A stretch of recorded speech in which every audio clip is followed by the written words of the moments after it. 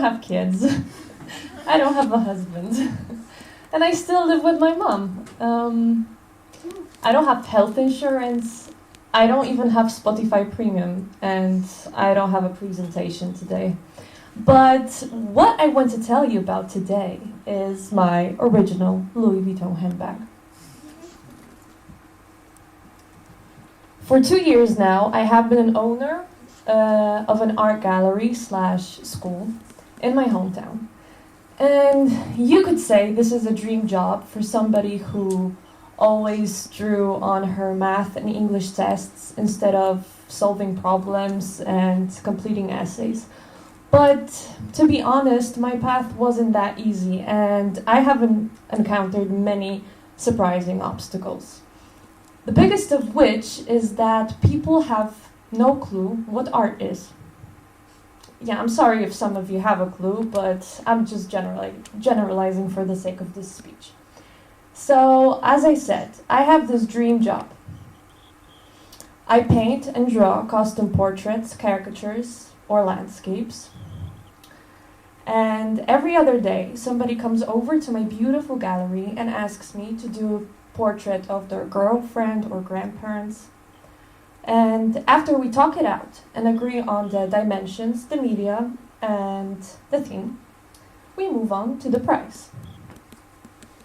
This is the part where people are extremely surprised that my work won't cost 50 zlotys, which is around 10 euros, by the way. Well, as if I was a machine that can just pop it out. Well, in fact, this is how I do it. I start with finding paper of the right size and texture. The quality of the paper is very important, as well as the art supplies, which are not cheap. Then, I don't do anything for a day or two. Because this is the time when I visualize. I think about how I want my artwork to feel. When I'm ready, I start creating. And it takes time in days, not in minutes, not even hours to finish. Some of you probably heard the napkin story of Picasso. This is how it goes. Picasso was at a Paris market when an admirer approached and asked if he could do a quick sketch on a paper napkin for her. He politely agreed and promptly created the drawing. He handed back the napkin, but not before asking for 1,000,000 francs. The lady was shocked. How can you ask for so much money? It took you only 5 minutes to draw this. And Picasso replied, no, it took me 40 years to draw this in 5 minutes. So, as you can see, I don't look like Picasso, I'm not him, and I'm not asking for 1,000,000 francs, but who knows, maybe, someday, I wish I will. Apart from making art, I also run classes for different age groups, from 4-year-olds to adults. And there are many reasons why people attend my workshops, while from my point of view, there are only 2 that are legitimate. First, treating art as kind of exercise for your mind. Finding pleasure in creating, treating time in class as kind of therapy, quality time with yourself. And second is actually wanting to learn, being open-minded and willing to go through the steps that I lead you through to achieve a certain level of skill. I'll talk about the steps later, but now let's focus on the reality. Here are some of my experience that I want to share with you. Isa is 16. She's one of my students. She's humble.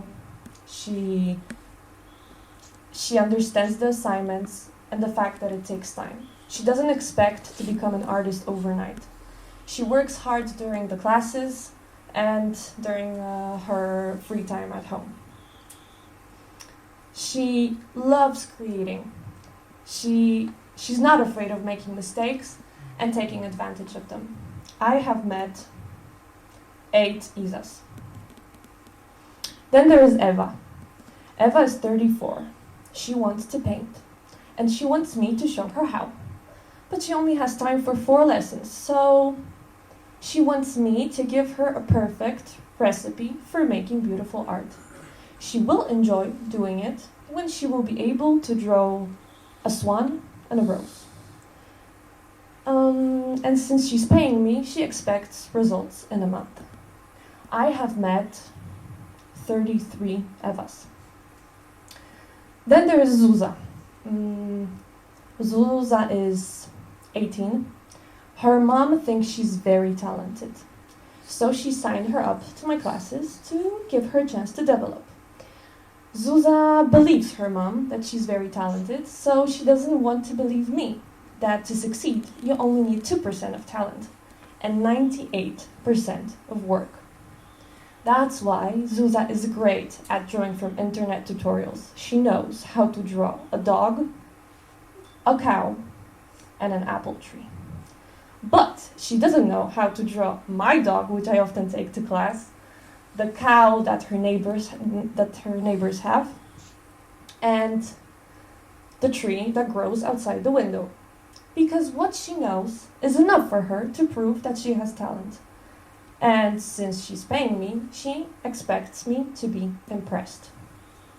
I have met 28 Zuzas. Then there is Gosia. Gosia is 45. She's divorced. She has a very stressful job, but she also has 2 kids that she needs to provide for. Even though she has no time for herself, she tries to find 2 hours to play tennis and 2 hours to attend my workshops once a week, because that's what keeps her sane. She has no intention of becoming a professional artist. She just needs a safe space to create, a place where she can forget about her struggle and let her mind relax. The quality of her work is irrelevant. She's meditating, gaining energy, leaving her thoughts on a piece of paper or canvas. And I have met only 2 Gosias.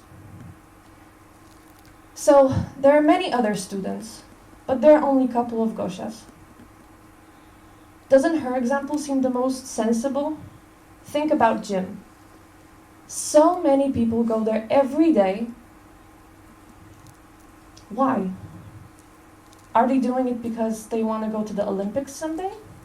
In 99.9% of cases, no. They're doing it because that's what you do to keep a healthy lifestyle. And sometimes to get casual dates. Anyway, we are far less inhibited about doing sports than we are about making art. Even though the benefits that we get from both of these activities are very similar. Peace of mind, self-discovery, sense of fulfillment, if we just focus on the process, not the outcome.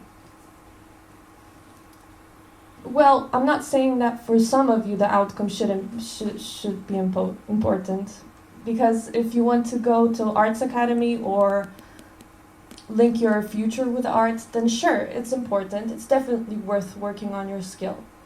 But the process comes first for amateurs and professionals. So now I would like to tell you about the steps that you need to take in order to learn how to draw, based on a situation that took place a couple months ago. I had a 3-hour private lesson with a girl who told me she wanted to be a fashion designer. She wanted to be able to sketch different garments and sketch her ideas for outfits. But she told me she doesn't know how to draw at all. Well, the basics of drawing for any purpose are the same.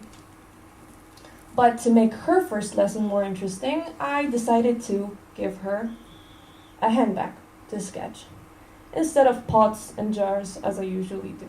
I just wanted to tell you that I didn't give her any instructions at first. And the first drawing that she created looked more or less like a small rectangle on a bottom of a piece of paper with 2 square handles. I asked her to do that again, but bigger, to fill the whole page. Then I sat in front of her next to the bag, and I asked her to focus on the edges of the bag. I asked her, do they look like sharp edges, or maybe they have some curves? Could you draw them? And so she did. Then I asked, what about the handles? Are they small square handles, or maybe you could see their folds? And so she did.